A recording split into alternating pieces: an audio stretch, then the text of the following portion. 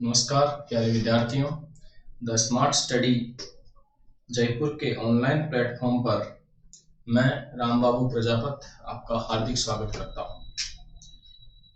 कक्षा 10 के विद्यार्थियों के लिए आज हम एक नया टॉपिक लेकर आए हैं जिसका नाम है मादा जनन तंत्र। हम यहाँ पर लैंगिक जनन का टॉपिक पढ़ रहे हैं और लैंगिक जनन के टॉपिक में हम पढ़ रहे हैं मानव में लैंगिक जनन। किसमें लैंगिक जनन? मानव में लैंगिक जनन।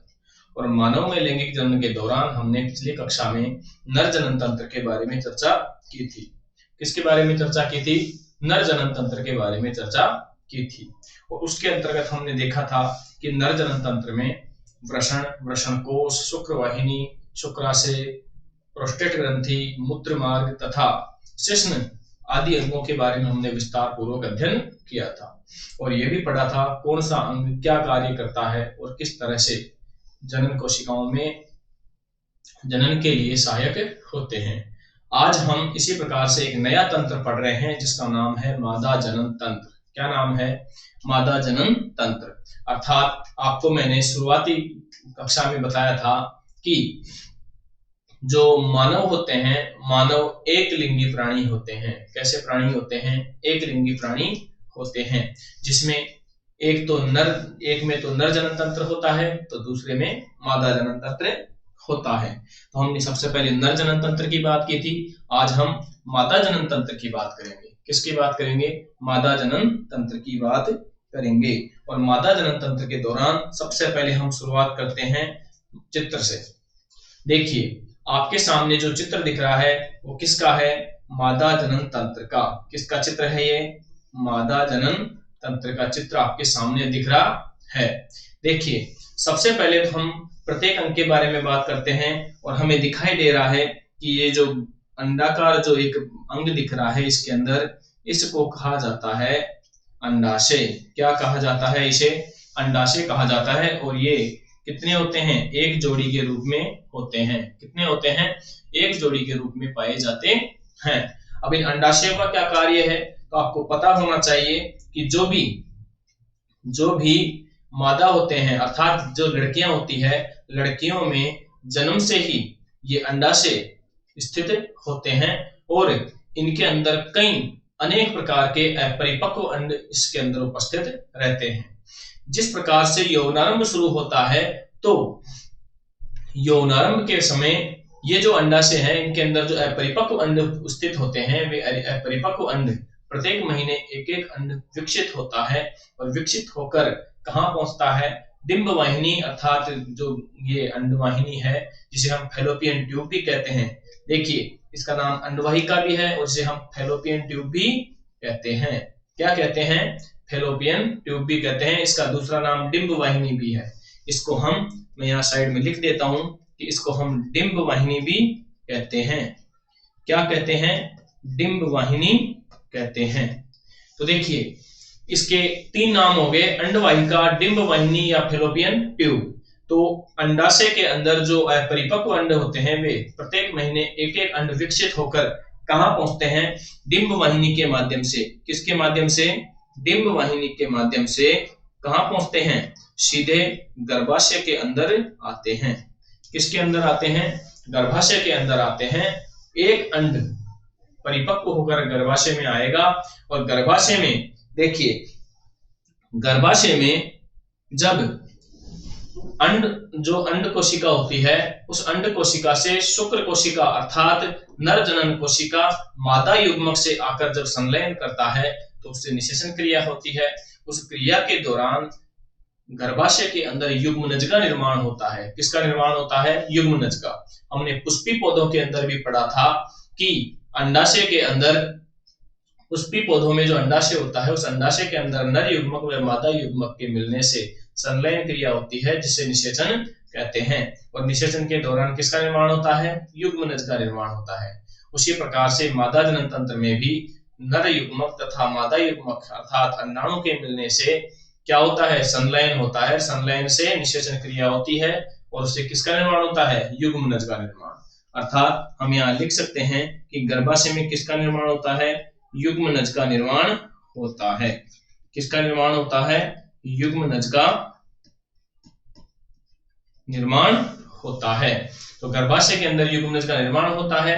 इस निर्माण के साथ ही ये प्रक्रिया चलती रहती है और युग्मनज कई कोशिकाओं में विभाजित होता रहता है, जिससे भ्रूण का विकास होता है और फिर भ्रूण प्रत्येक माह गर्भाशय इसके लिए तैयारी करता है और भ्रूण में विकास होता जाता है, वृद्धि होती जाती है। साथ ही गर्भाशय में एक लचीली संरचना भ्रूण से और माता को जोड़ती है, जिसे हम क्या कहते हैं, प्लेसेंटा नाम देते हैं। क्या नाम देते हैं?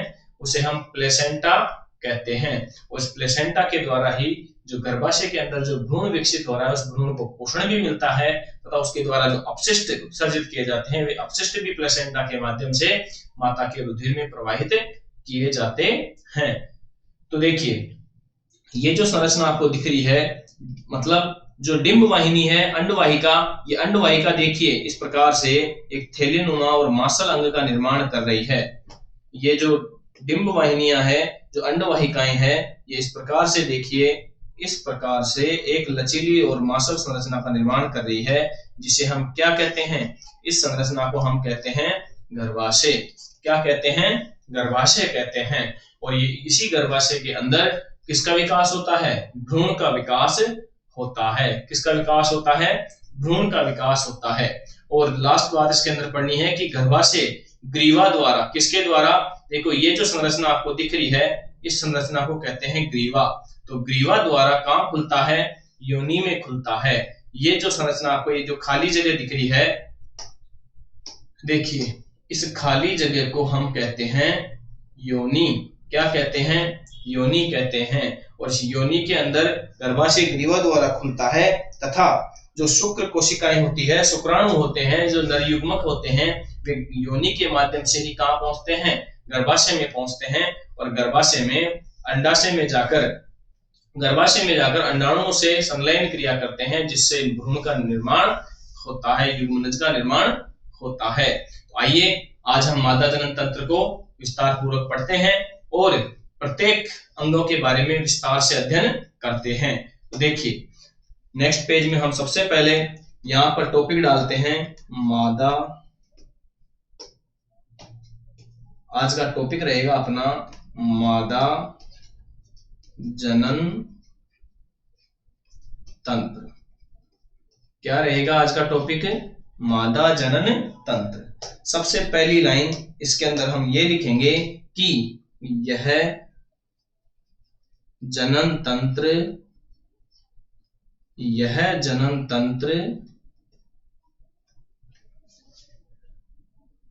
अंडाशय, अंडवाहिका,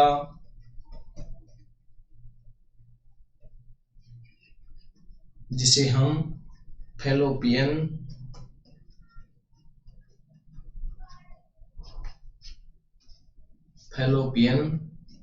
ट्यूब भी कहते हैं। तो अंडवाहिका, फैलोपियन ट्यूब तथा गर्भाशय तथा योनि से मिलकर बनता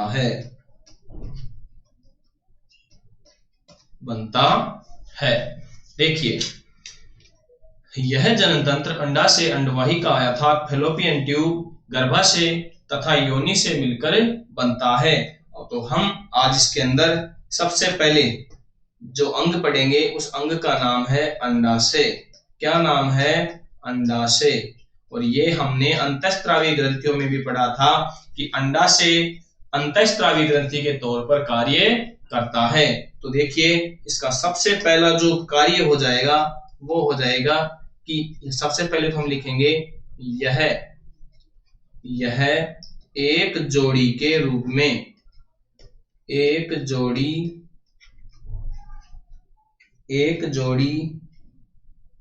के रूप में पाए जाते हैं। पाए जाते हैं। अर्थात एक मादा जनन तंत्र में कितने पाए जाते हैं? 2 पाए जाते हैं। कितने पाए जाते हैं? 2 पाए जाते हैं। अब इनका कार्य क्या है? तो यहां पर लिखेंगे ये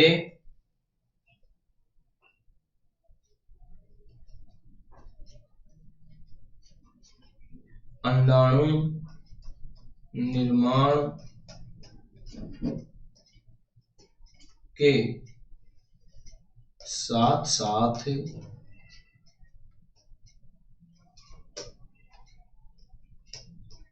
दो लैंगिक हार्मोन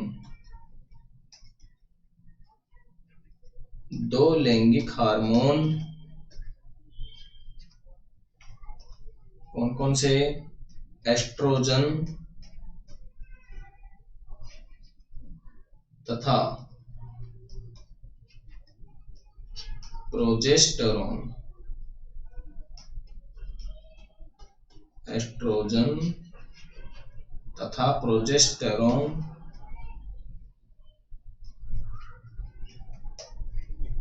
स्त्रावित करते हैं। तो देखिए, अंडाशय के बारे में हमने क्या पढ़ा कि ये एक जोड़ी के रूप में पाए जाते हैं तथा अंडाणुओं का निर्माण तो करते ही हैं, साथ ही 2 लैंगिक हार्मोन जिनका नाम है, एक का नाम एस्ट्रोजन है तथा दूसरे का नाम प्रोजेस्टेरोन है, को स्त्रावित करते हैं। आगे बात समझ में। दूसरा अंग इसके अंदर हम पढ़ेंगे।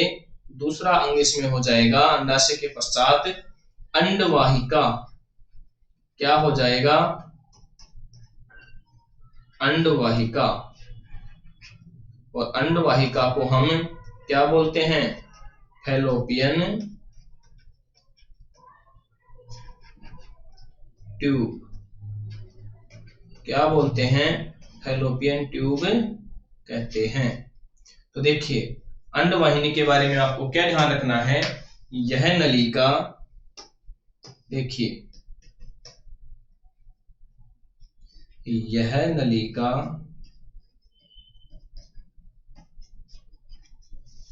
अंडाणुओं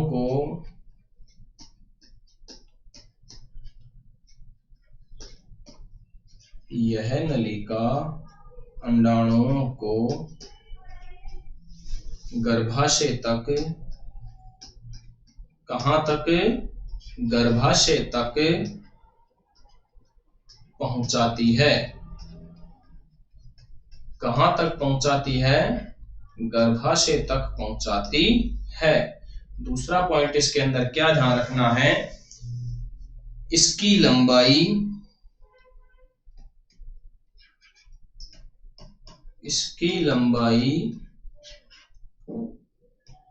लगभग 10 से 12 सेंटीमीटर होती है। कितनी होती है? 10 से 12 सेंटीमीटर होती है। नेक्स्ट आगे लिखते हैं, यह थर्ड पॉइंट रहेगा इसमें, यह निषेचन क्रिया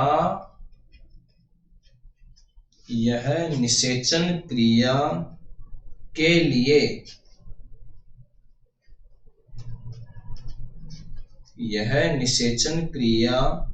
लिए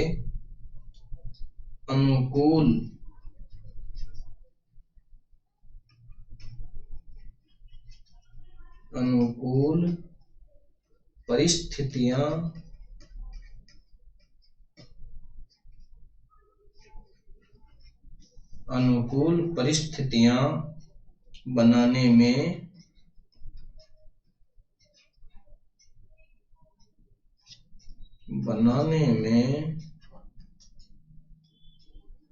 मदद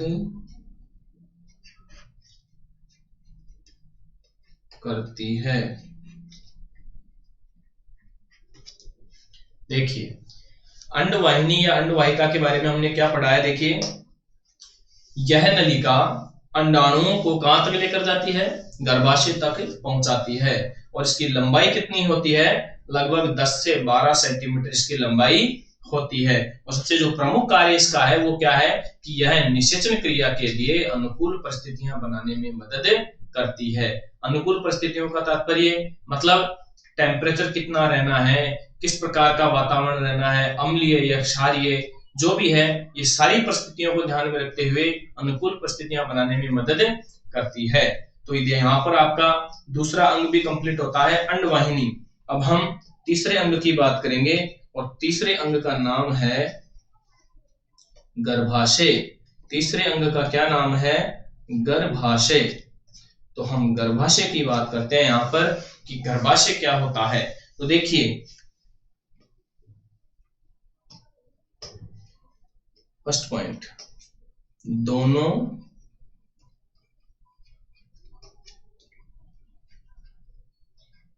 अंडवाहिकाएं,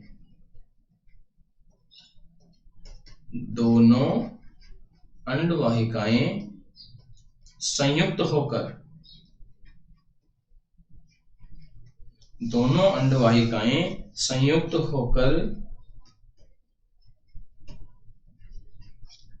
एक खोखला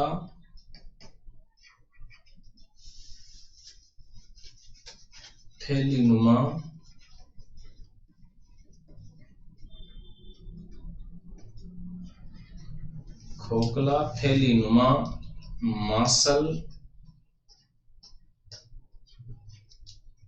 अंग का निर्माण करती है। अंग का निर्माण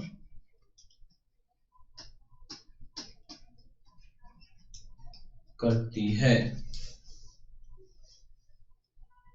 जिसे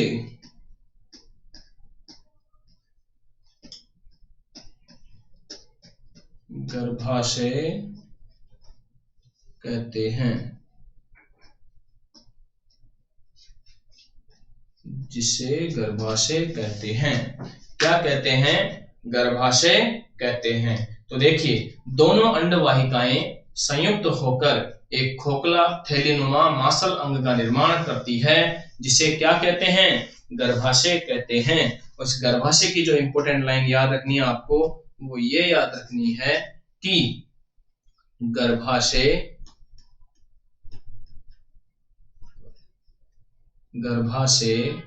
ग्रीवा द्वारा, मैंने आपको चित्र में भी बताया था कि गर्भाशय ग्रीवा द्वारा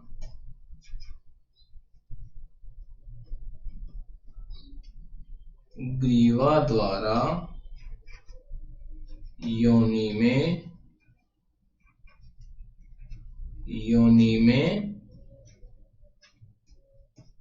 खुलता है। तो ये बात आपको विशेष तौर पे ध्यान रखनी है कि गर्भाशय ग्रीवा द्वारा योनि में खुलता है। और एक बात और आपको ध्यान रखनी है, वो क्या ध्यान रखनी है, देखिए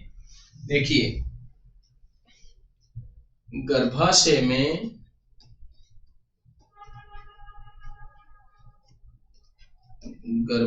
में माता व भ्रूण के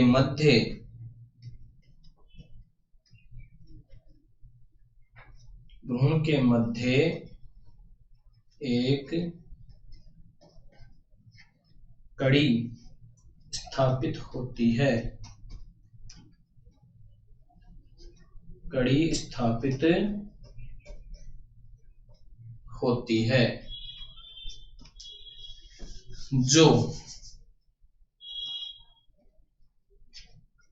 जो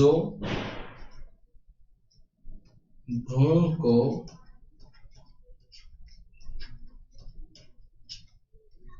माता के रुधिर से पोषण प्रदान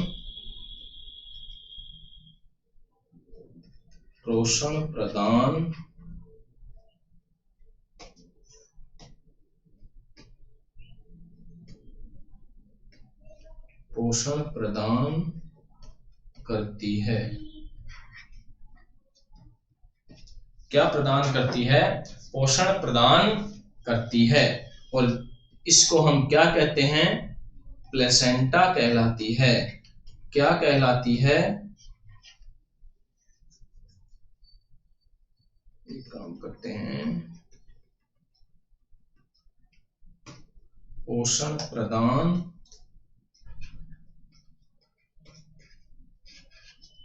करती है, प्लेसेंटा कहलाती है। मैंने आपको बताया था कि प्लेसेंटा क्या होती है, प्लेसेंटा कहलाती है। और चित्र के दौरान मैंने आपको यह भी बताया था कि भ्रूण द्वारा जो अपशिष्ट उत्सर्जित किए जाते हैं, उन अपशिष्टों का निपटान भी किसके द्वारा होता है? प्लेसेंटा के द्वारा ही होता है। तो वो भी लाइन में यहां पर लिख देता हूं कि भ्रूण द्वारा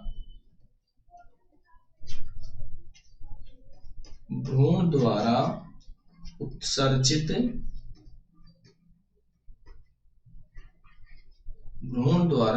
का निपटान भी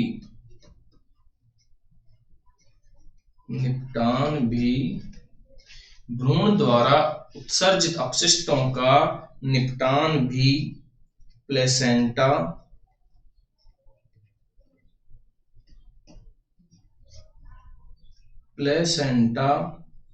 के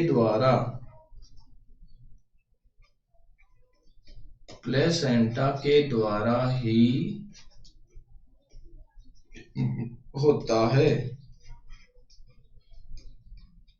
किसके द्वारा होता है? प्लेसेंटा के द्वारा ही होता है। देखिए, हमने यहां पर गर्भाशय के बारे में पढ़ा है कि गर्भाशय दोनों अंडवाहिनियों के संयुक्त होकर एक खोखला थैलीनुमा मांसल अंग का निर्माण होता है, जिसे हम क्या कहते हैं? गर्भाशय कहते हैं। और गर्भाशय ग्रीवा द्वारा कहाँ खुलता है? तो योनि में खुलता है। और गर्भाशय में माता व भ्रूण के मध्य एक कड़ी स्थापित होती है। उस कड़ी का नाम क्या है? प्लेसेंटा। क्या नाम है? प्लेसेंटा। जो क्या करती है?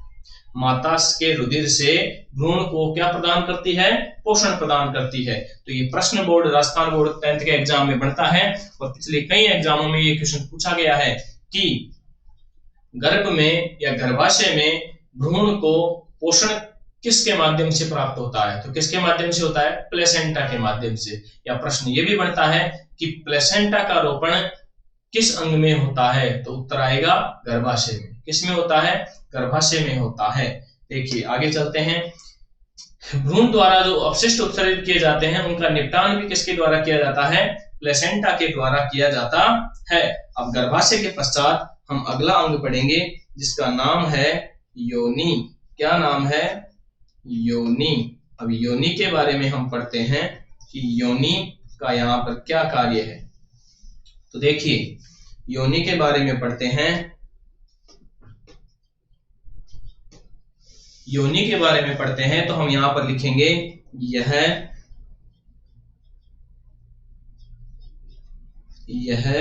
मूत्राशय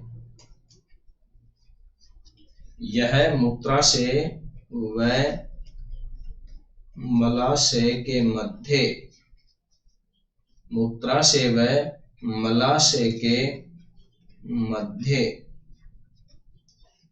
स्थित करीब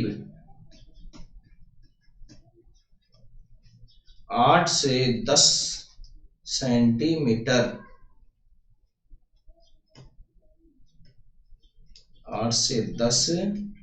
सेंटीमीटर लंबी नाल होती है। कितने सेंटीमीटर लंबी नाल होती है? 8 से 10 सेंटीमीटर लंबी नाल होती है, जो मैथुन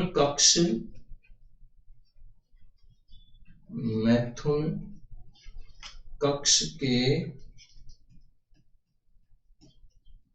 तौर पर कार्य करती है, कार्य करती है। किसके तौर पर कार्य करती है?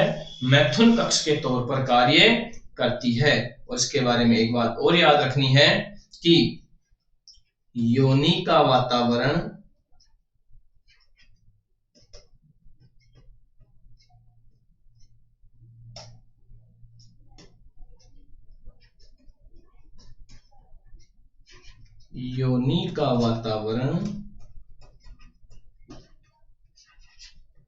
लैक्टिक अम्ल के कारण, लैक्टिक अम्ल के कारण कैसा होता है? अम्लीय होता है, अम्लीय होता है। योनि का वातावरण लैक्टिक अम्ल के कारण अम्लीय होता है, जिससे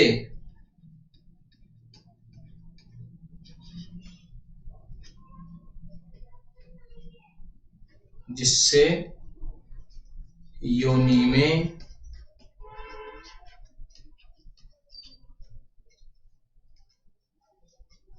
अवांछित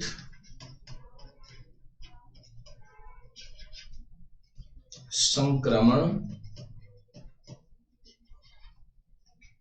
का खतरा नहीं होता है, नहीं होता है। देखिए, मूत्राशय और मलाशय के मध्य में एक 8 से 10 सेंटीमीटर लंबी नाल होती है, जिसे हम योनि कहते हैं, और यह मैथुन कक्ष के तौर पर कार्य करती है। इस योनि का वातावरण कैसा होता है? अम्लीय होता है। किसके कारण से होता है? तो लैक्टिक अम्ल के कारण से इसका वातावरण कैसा होता है? अम्लीय। और क्या काम आता है? तो अम्लीय वातावरण होने के कारण इसमें संक्रमण का खतरा नहीं होता है। तो यहाँ पर आपके मादा जनन तंत्र कंप्लीट होता है। इसके पश्चात हम नेक्स्ट नया टॉपिक पढ़ेंगे, जिसका नाम है गर्भाशय में भ्रूण का रोपण। गर्भाशय में भ्रूण का रोपण, कि भ्रूण का रोपण कैसे होता है, उसका विकास कैसे होता है, और किन किन अवस्थाओं से भ्रूण का विकास होकर वह जन्म लेता है, इसकी पूरी प्रक्रिया हम समझेंगे। तो हम एक बार फिर से वापस उसी चित्र पर चलते हैं।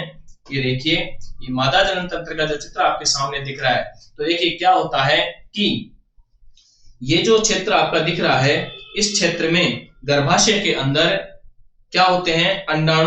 अंडाणु आते हैं। क्या आते हैं? अंडाणु, और गर्भाशय में आकर ये स्थापित हो जाते हैं। कहां पर? गर्भाशय में आते हैं। और जब मैथुन क्रिया होती है, तो मैथुन क्रिया के दौरान योनि के अंदर जो शुक्राणु छोड़े जाते हैं, क्या छोड़े जाते हैं? शुक्राणु। क्या छोड़े जाते हैं? शुक्राणु छोड़े जाते हैं। और शुक्राणु हमेशा सर्पिलाकार आकृति में गति करते हैं। किस में गति करते हैं? सर्पिलाकार आकृति में गति करते हैं। तो जब योनि के अंदर नर जनन तंत्र द्वारा शुक्राणु योनि में छोड़े जाते हैं मैथुन क्रिया के दौरान, तो ये शुक्राणु गति करते हुए कहां पहुंचते हैं? गर्भाशय में पहुंचते हैं, गर्भाशय के भीतरी स्तर में पहुंचते हैं। और गर्भाशय के भीतरी स्तर में जब शुक्राणु पहुंचते हैं, तो यहाँ पर स्थित जो अंडाणु है, अंडाणुओं से शुक्राणु मिलकर कौन सी क्रिया करते हैं? संलयन क्रिया द्वारा क्या करते हैं? निषेचन क्रिया करते हैं। और उसी निषेचन क्रिया के दौरान एक गोले के रूप में एक गोल संरचना का निर्माण होता है, जिसे हम युग्मनज या क्या बोलते हैं? भ्रूण कहते हैं। क्या कहते हैं? भ्रूण या युग्मनज कहते हैं। और वही युग्मनज जब अनेक कोशिकाओं में विभाजित होता है, तो उससे गर्भाशय के अंदर भ्रूण स्थापित हो जाता है।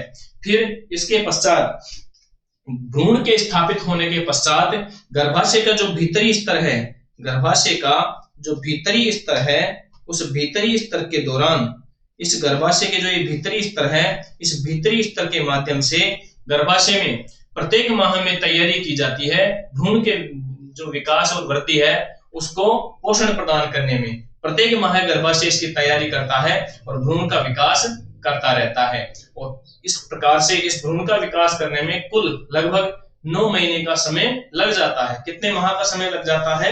9 माह का समय लग जाता है, जिससे भ्रूण का संपूर्ण विकास हो जाता है, वो पूर्ण विकसित हो जाता है।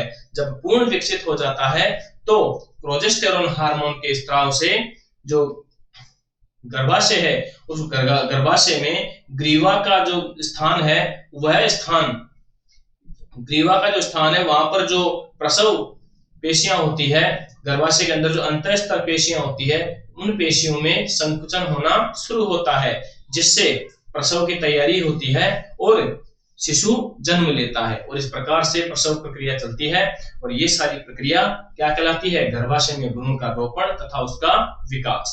आइए हम पॉइंट वाइज पॉइंट इसको लिखते हैं, एक एक पॉइंट करके हम इसका आगे बढ़ते हैं। तो सबसे फर्स्ट पॉइंट हम इसके अंदर क्या लिखेंगे?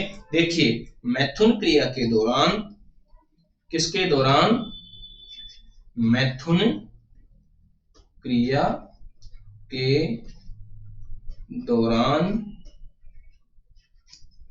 मैथुन क्रिया के दौरान नर द्वारा छोड़े गए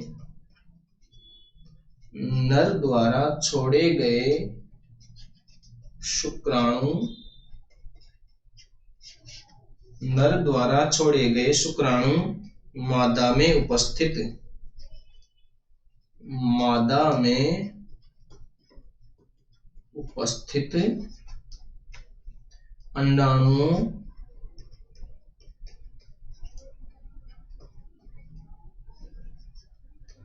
उपस्थित अंडाणुओं के संपर्क में आकर युग्मनज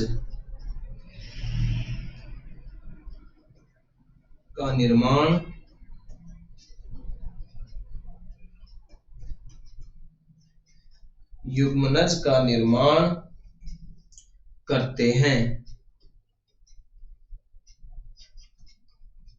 किसका निर्माण करते हैं? युग्मनज का निर्माण करते हैं। ये क्रिया या ये प्रक्रिया निषेचन कहलाती है। क्या कहलाती है? निषेचन कहलाती है। देखिए, मैथुन क्रिया के दौरान योनि में नर द्वारा छोड़े गए शुक्राणु मादा में उपस्थित अंडाणुओं के संपर्क में आकर किसका निर्माण करते हैं? युग्मनज का निर्माण करते हैं। इस प्रक्रिया को ही हम क्या कहते हैं? निषेचन कहते हैं। नेक्स्ट पॉइंट हम लिखते हैं, यहां पर सेकंड पॉइंट हो जाएगा इसके अंदर, निषेचन क्रिया के दौरान, निषेचन क्रिया के दौरान बना युग्मनज, निषेचन क्रिया के दौरान बना युग्मनज गर्भाशय में स्थापित होता है। कहाँ स्थापित होता है? गर्भाशय में स्थापित होता है तथा कई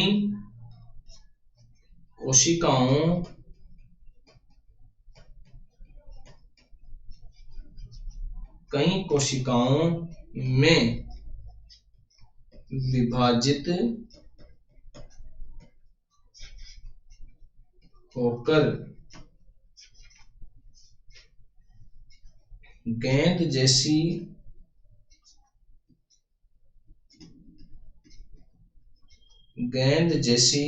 संरचना या भ्रूण का निर्माण करता है। किसका निर्माण करता है? भ्रूण का निर्माण करता है। किसका निर्माण करता है? भ्रूण का निर्माण करता है। तो देखिए, निषेचन क्रिया के दौरान जो युग्मनज बनता है वो युग्मनज कहाँ स्थापित होता है? गर्भाशय में स्थापित होता है। कहाँ स्थापित होता है? गर्भाशय में। और गर्भाशय में स्थापित होकर यह कई कोशिकाओं में विभाजित होता है और कई कोशिकाओं में विभाजित होकर कैसी संरचना बनाता है? एक गेंद जैसी संरचना बनाता है, जिसे हम क्या कहते हैं? भ्रूण कहते हैं, और उस भ्रूण का निर्माण करता है। नेक्स्ट तीसरा पॉइंट हम इसके अंदर लिखेंगे, थर्ड पॉइंट यहां पर होगा, यह भ्रूण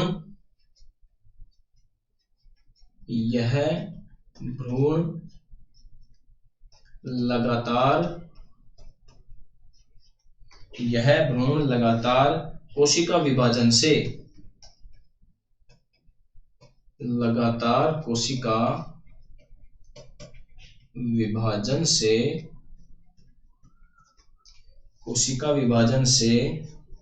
वृद्धि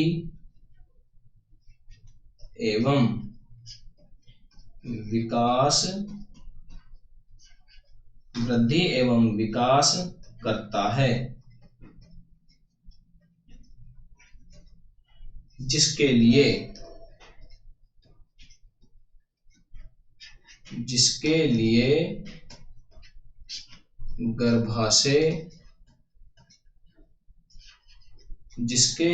गर्भाशय प्रत्येक माह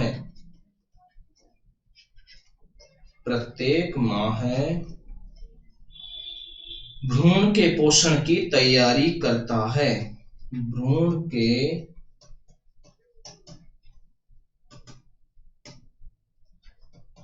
पोषण की तैयारी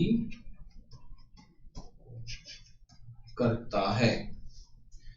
देखिए आगे बात समझ में, क्या लिखा हमने कि निषेचन क्रिया के दौरान बना युग्मनज गर्भाशय में स्थापित होता है तथा कई कोशिकाओं में विभाजित होकर गेंद जैसी संरचना या भ्रूण का निर्माण करता है। और यह भ्रूण लगातार कोशिका विभाजन से, मतलब जब तक प्रसव नहीं हो जाता तब तक भ्रूण कोशिकाओं में विभाजित होता रहेगा और लगातार कोशिका विभाजन से इसमें वृद्धि और विकास होता रहता है। अर्थात प्रत्येक माह में, किसी माह में हाथ का निर्माण होता है तो किसी माह में पैर का निर्माण होता है, तो किसी माह के अंदर बालों का निर्माण होता है या किसी माह के अंदर दांतों का निर्माण होता है। इस प्रकार से पूरे शरीर की संरचना का निर्माण होता रहता है। किसके माध्यम से? कोशिका विभाजन के माध्यम से। तो ये जो भ्रूण है गर्भाशय में स्थित होकर कोशिका विभाजन के माध्यम से वृद्धि और विकास करता रहता है। और इस वृद्धि और विकास के लिए कौन? गर्भाशय क्या करता है? प्रत्येक माह तैयारी करता है कि भ्रूण को किस प्रकार का पोषण प्रदान करना है। इसकी तैयारी कौन करता है? गर्भाशय प्रत्येक माह में अलग प्रकार से तैयारी करता है, जिससे भ्रूण का विकास और वृद्धि होती रहती है।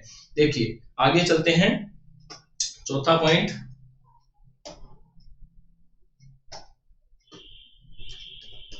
लिखना है हमें, माता के शरीर में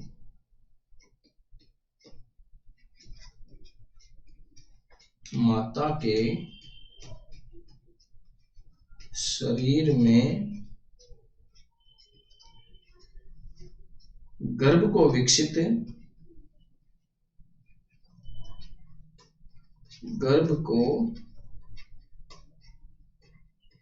विकसित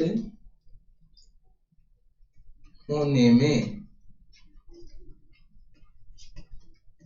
लगभग 9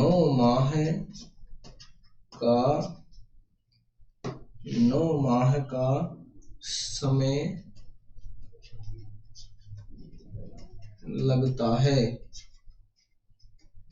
9 माह का समय लगता है। पांचवा पॉइंट क्या याद रखना है इसके अंदर? पांचवा पॉइंट याद रखना है कि अंत में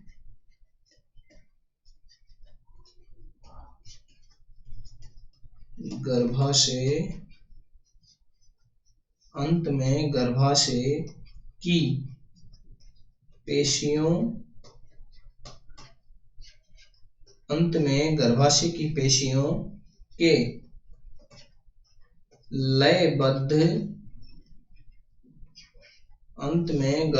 की पेशियों के लयबद्ध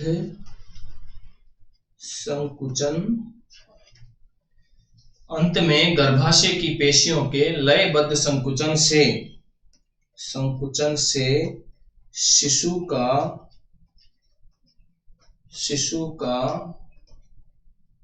जन्म होता है। किसका जन्म होता है? शिशु का जन्म होता है। इस प्रक्रिया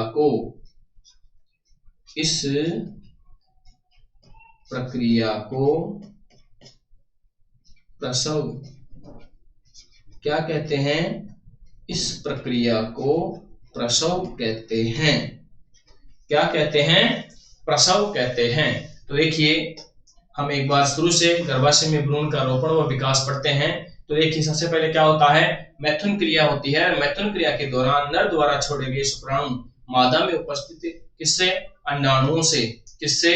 अंडाणुओं के संपर्क में आकर किसका निर्माण करते हैं? युग्मनज का निर्माण करते हैं। यह प्रक्रिया क्या कहलाती है? निषेचन कहलाती है। और निषेचन क्रिया के दौरान जो युग्मनज बनता है, उस युग्मनज गर्भाशय कहाँ स्थित होता है? गर्भाशय में स्थापित होता है तथा कई कोशिकाओं में विभाजित होकर गेंद जैसी संरचना अर्थात भ्रूण का निर्माण करता है। किसका निर्माण करता है? भ्रूण का निर्माण करता है। यह भ्रूण लगातार कोशिका विभाजन से वृद्धि और विकास करता रहता है, जिसके लिए कौन तैयारी करता है? गर्भाशय प्रत्येक माह भ्रूण के पोषण की तैयारी करता है। आगे चलते हैं।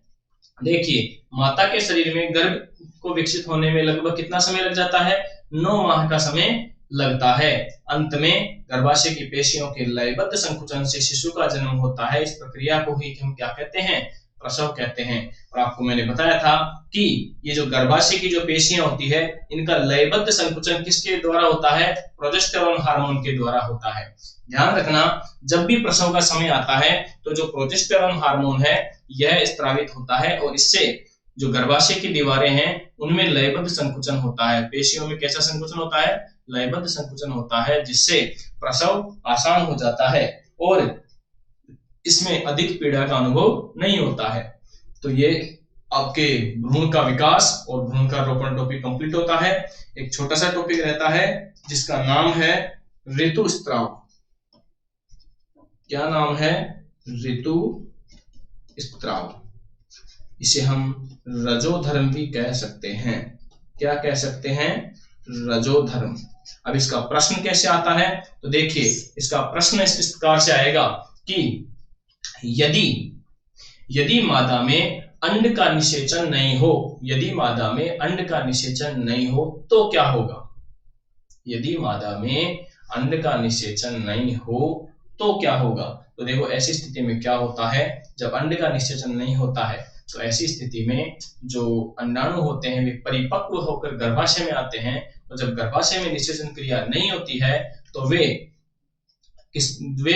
रक्त के साथ क्या होते हैं? स्त्रावित होते हैं। और रक्त के साथ स्त्रावित होते हैं और लगभग 2 से 8 दिन तक ये स्त्रावित होते रहते हैं तथा इसी प्रक्रिया को हम क्या बोलते हैं? ऋतुस्राव अर्थात रजोधर्म कहते हैं। और इसके लिए गर्भाशय और अंडाशय है, ये प्रत्येक माह इसकी तैयारी करते हैं, अर्थात एक अंड को परिपक्व होने में लगभग 1 माह का समय लगता है। और प्रत्येक माह एक अंडाणु विकसित होकर कहाँ आता है? गर्भाशय में आता है। और गर्भाशय में आने के पश्चात कहाँ आने के पश्चात? गर्भाशय में आने के पश्चात यह गर्भाशय के अंदर एक भित्ति परत का निर्माण करता है, अर्थात निषेचन के लिए एक भित्ति परत का निर्माण करता है। अगर वो भित्ति परत अगर निषेचन नहीं होता है तो यह भित्ति परत क्या होती है? टूटकर स्त्रावित होने लगती है। और इसी प्रक्रिया को हम क्या कहते हैं? रजोधर्म या ऋतुस्राव कहते हैं। तो इसके बारे में हम लिखते हैं। देखिए, लड़की के जन्म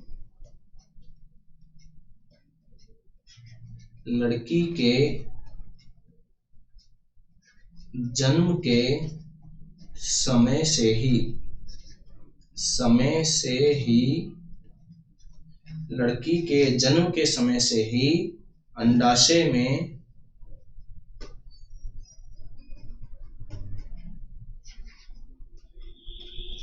अंडाशय में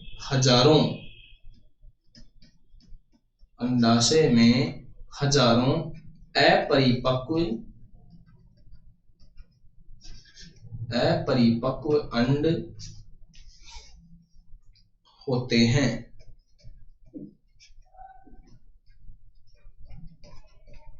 जो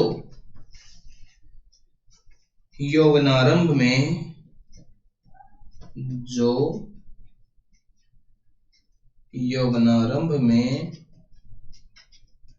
प्रत्येक माह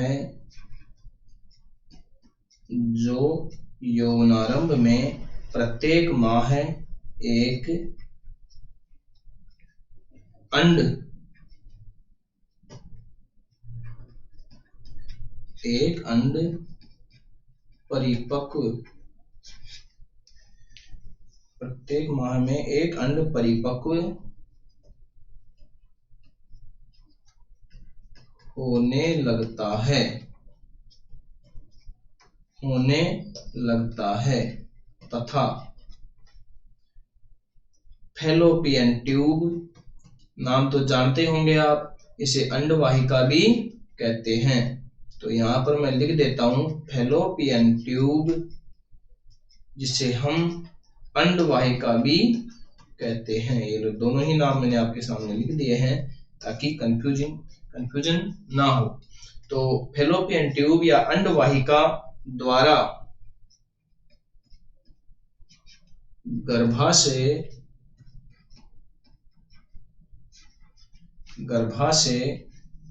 तक ले जाया जाता है। कहां तक ले जाया जाता है? देखिए, यौवनारंभ में प्रत्येक माह में एक अंड परिपक्व होने लगता है तथा फैलोपियन ट्यूब अर्थात अंडवाहिका द्वारा गर्भाशय तक ले जाया जाता है। आगे चलते हैं। जहां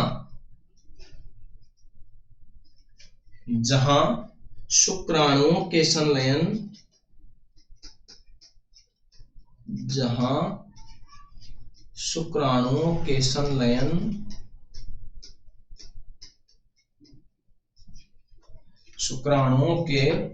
संलयन से निषेचन होता है। शुक्राणुओं के संलयन से क्या होता है? निषेचन होता है। परंतु निषेचन ना होने की स्थिति में, निषेचन ना होने की अवस्था में, परंतु निषेचन ना होने की अवस्था में अंड की परत टूटकर योनि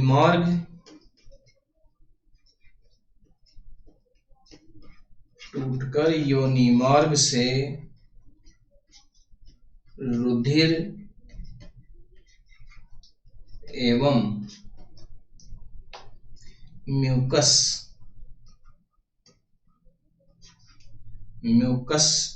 के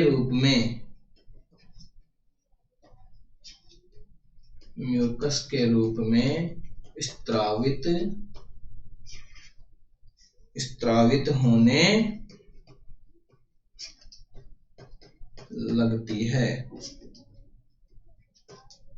किसके रूप में? रुधिर एवं म्यूकस के रूप में स्त्रावित होने लगती है। इसे ही क्या कहा जाता है? ऋतुस्राव या रजोधर्म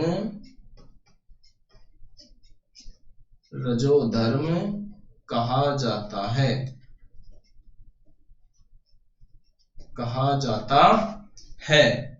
आगे लिख देता हूं, इसकी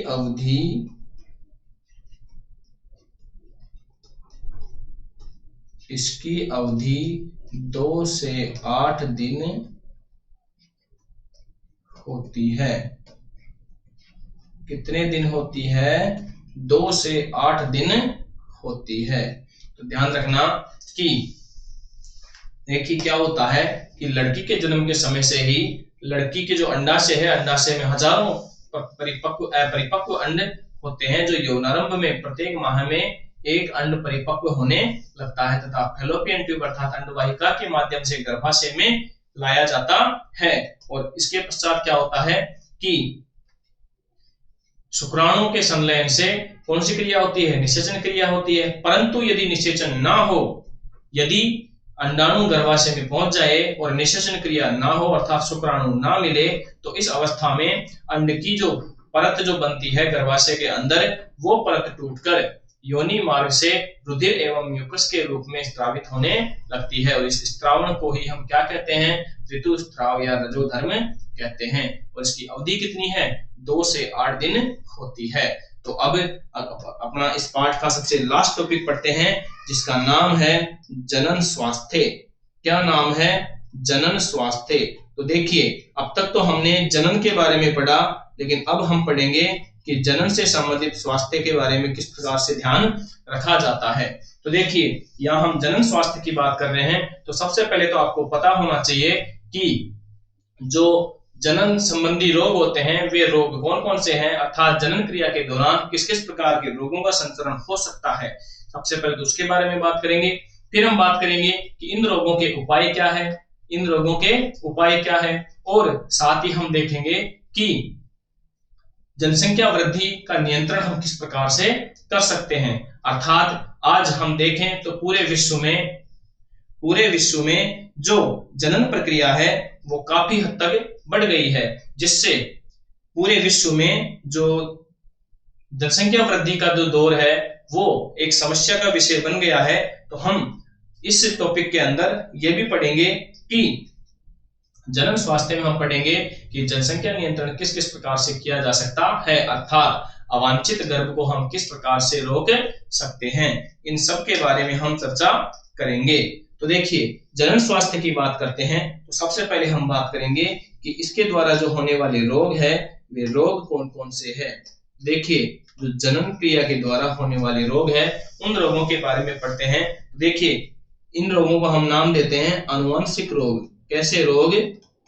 आनुवंशिक रोग। तो जनन के दौरान जो रोग संचरण होते हैं उन रोगों को हम क्या कहते हैं? आनुवंशिक रोग कहते हैं। और इसके अंदर हम विभिन्न प्रकार के रोगों के बारे में पढ़ते हैं, जैसे कि गोनेरिया,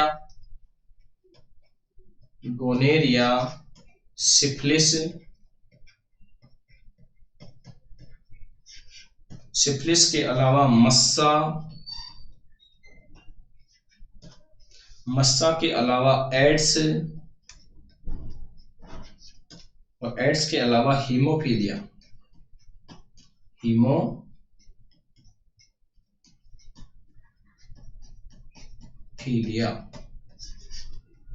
आदि। देखिए, ये सभी रोग किस प्रकार के रोग है? आनुवंशिक रोग, अर्थात जनन क्रिया के दौरान होने वाले रोग है जो एक पीढ़ी से दूसरी पीढ़ी में संचरित होते हैं। देखिए, ये सभी रोग जनन क्रिया के दौरान आनुवंशिक रूप से क्या होते हैं? संचरण होते हैं, अर्थात संक्रमित रोग है, जिसमें सबसे प्रमुख जो रोग है उसका नाम है एड्स। क्या नाम है? एड्स। और एड्स का आपको पूरा नाम पता होना चाहिए कि एड्स का पूरा नाम क्या है। तो मैं लिख देता हूं आपके सामने, acquired immuno deficiency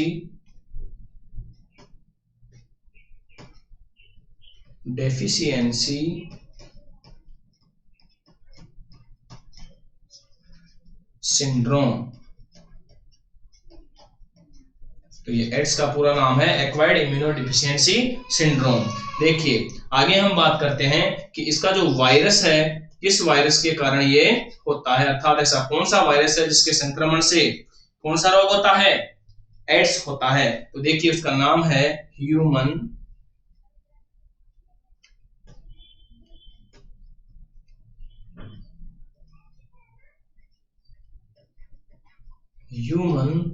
immuno deficiency